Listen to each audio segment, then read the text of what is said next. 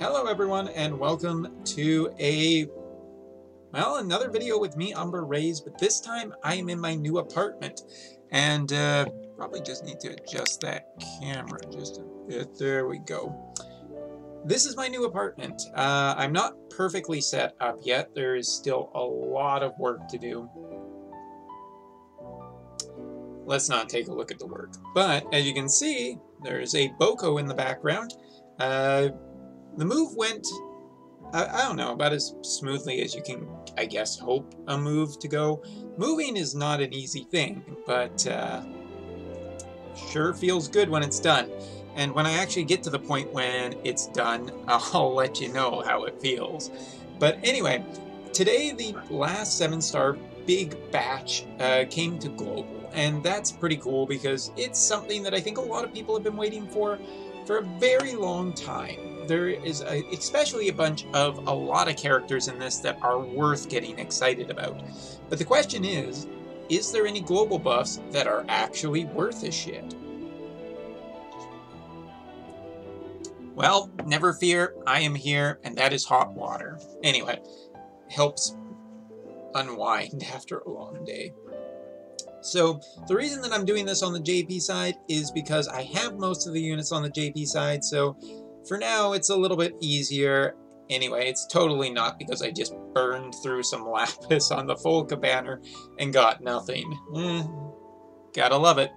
Anyway, so let's take a look at the list of characters, and I think this is interesting because some of the global buffs, well, I haven't actually really taken a big look at, but I still feel pretty confident in making some claims about them. So first of all is Kain. What do I even say about this guy? First of all, he has some of the most steep competitions in the world. I was going to say stiff, but I realized that's a little too easy for you guys. Kain has to go up against both CG Sid as well as a specific other unit, Roberta. And for the record, I have heard how good Roberta is on the global side. You don't have to tell me.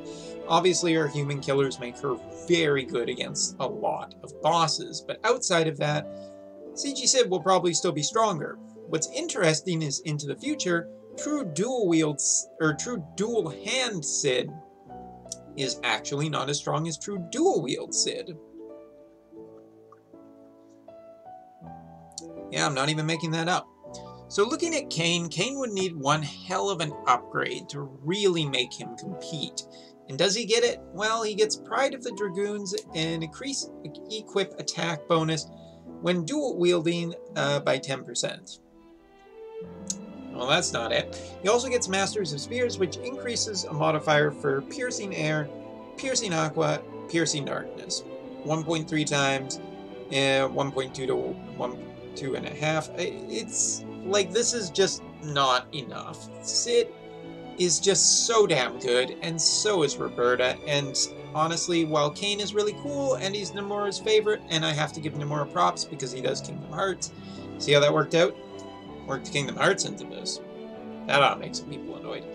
But, yeah, I don't see anything here that's really going to change anything about Kain.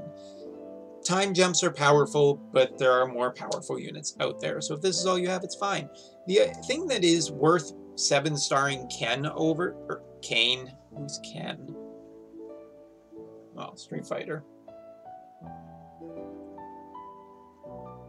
Epic 7. But anyway, nothing here makes me think that Kain is going to be really that good, but his Super TMR is incredibly good into the future because of the true dual wield meta that is on the horizon. So there's something to be said here about Kain, if nothing else. Next up is Rydia, Pure Summoner Rydia, and to be honest, Rydia is more than okay. She gets no changes, and she will stay more than okay. She could have used a little buff, but nothing super disappointing. Now, next up is a really interesting one. It's one of everybody's favorite units, but not alum or gummies so much most of the time. It's Lyra. Now, personally, I mean, I love this girl. She was so cool when she came out. She was like a pre-Tifa before we got Tifa, and Tifa was just attack. You know, Lyra has always had a lot of hope, but been one of the biggest letdown characters. And looking at her, what they gave her, they really didn't want to give her too much. Secret Approach, Spirit Boost increased by 30%, 60 now total. Now gains a true dual wield bonus for Spirit, and some dual hand for Spirit. That's interesting. That is a bit of a boost. But I live in a world where Chocobo Fina is a thing, as well as Kimono Ayaka. Will they both come to global? Who knows? But one thing is for certain, Lila, sorry. She's Lyra in Japanese, is not going to cut the mustard. So, moving on. Shara, what can I say about this guy? This is not a unit that I've ever been super crazy about. I wasn't interested in him as a 3-star, I wasn't interested in him as a 5-star, I wasn't interested in him as a 7-star. He has some good enough attack abilities. Super TMR, like any Super TMR, has value, but no changes here, nothing to get excited about. Moving on.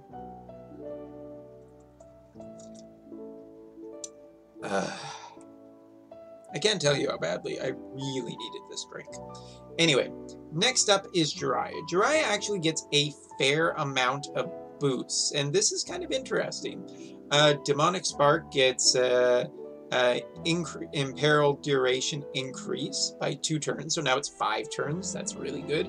Toad Art Raiden grant True Purgatory Fire Slash and True Thunder Strike Flash or Stance. Interesting. Conditionals, Shadow Dragon Roar modifier is up by a fair bit, like up to 18 times now. True Purgatory Fire Slash, just a Kingsglaive frames, whereas True Thunder Strike Stance is Octo Slash. So unlocking chaining is never really that good, but people should not underestimate Jiraiya. Jiraiya is capable with his Limit Burst to burst some bosses down. So don't necessarily underestimate this guy. And the boosts that he get are pretty damn nice. So it's okay. And next up is everybody's favorite whipping boy, Jake.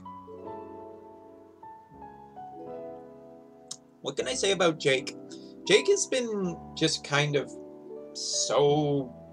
Oh, he's just not good. He's just not good. Everybody keeps saying he's not good. And it seems like Gummy and Ellum has taken this feedback maybe too much to heart, because now Jake is really shaping up to be just way too good, at least on global. Wild Style got a cooldown reduced, Force Burst got a cooldown reduced, Conversion got more equip attack bonus, and I'm going all out. Also got more single wielding.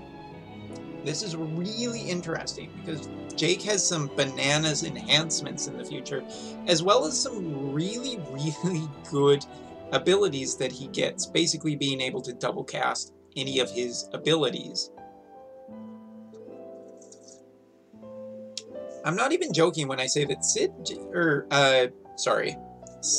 who am I talking about? Still, Dragoons are always on my mind, you guys. But, Jake is just kind of really, really good, and into the future he could be really a lot better. There are characters that stop debuffs, so his Limit Burst isn't really that much of a problem, considering that you probably want to stop enemies from debuffing your characters too. I don't know what to say. Yeah, really good. And as for the rest of the characters, Nickel, Lid, Reagan, and Medina got no changes. That's perfectly fine. Nickel is, as far as I'm concerned, still one of the strongest breakers on the JP side. Okay. Lid is still one of the best breakers. Did I say breaker for Nickel? Buffers, whatever. Reagan, into the future, once he gets the true dual wield bonus and chaining ability, becomes one of the highest damage dealers in the game. And Medina has triple cast ice chaining. I'm sure you can find a character that does that. Maybe it's another Medina, but Medina still has an amazing Super TMR. So I gotta say that this batch is just really solid. The losers that I would say are definitely Kain, Rydia, and Shara. characters that were not that great to begin with and didn't get enhanced or didn't get a global buff or didn't just get anything that was worthwhile. Lila I put in the middle. She's kind of got some nice stuff there, but it doesn't feel like it's going to be enough to ever make a difference. The hit squad was out for her. And as for my top changes, I gotta give it to Jiraiya and Jake, which is interesting. Not necessarily the best units in the batch, but Jake into the future might actually really be worth considering. CG Jake, you know, we give him a lot of crap, but maybe we shouldn't be. I don't know. That's what I think. As for Jiraiya is just a unit that a lot of people don't talk about, and it's kind of too bad because his limit burst is a pretty cool burst down, especially if you combine it with Kingsglaive. I know there's been some JP videos that have done it. I never had Jiraiya at the time, so I never tried it, and of course Jiraiya has fallen behind since, but that is the fate of most of these units.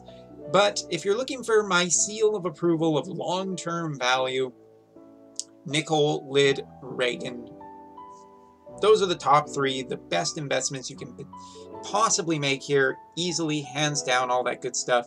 So definitely pick, you know, if you have these characters, do it right away. Good stuff.